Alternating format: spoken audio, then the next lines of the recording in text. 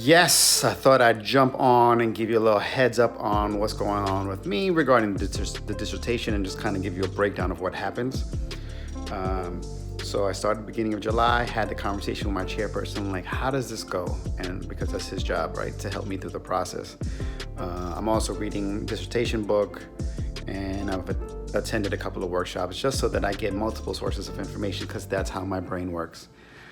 So I started out with a topic, like here's a topic area that I want to go into.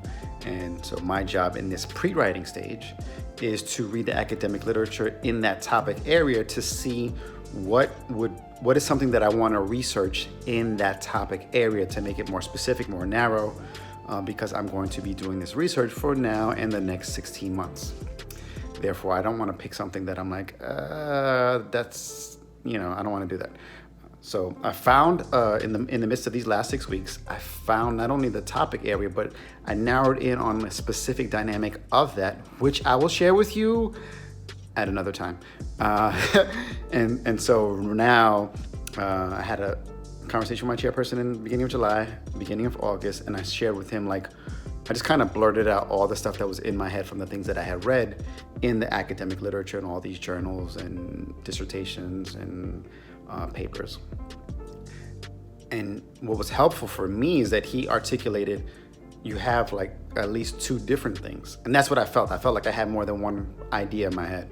And so he was like, you can start with this and then afterwards go to that, or the other way. So now in my head, I'm like, what do I want to do as a researcher, right? From a social dynamic, social science perspective, from just, my own life, career-wise. And I had never had that question to ask before, like, what kind of researcher do you want to be? So that's helpful. And I have an idea now. I'm like, okay, I'm going to do this research. This is the research area problem that I want to work on. And then after that, I can see myself doing this.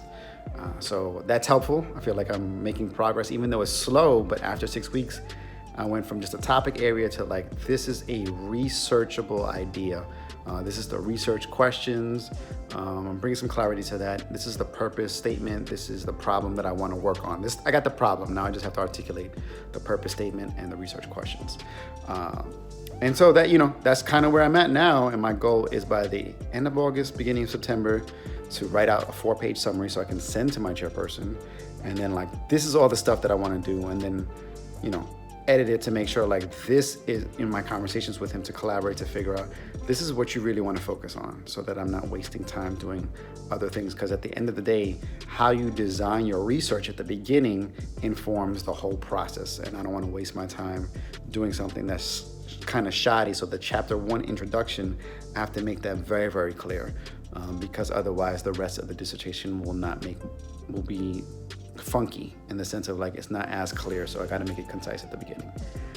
Anyway, I'll give you some more information as that unfolds, but this is kind of how the process goes, and just keeping you updated on the flow.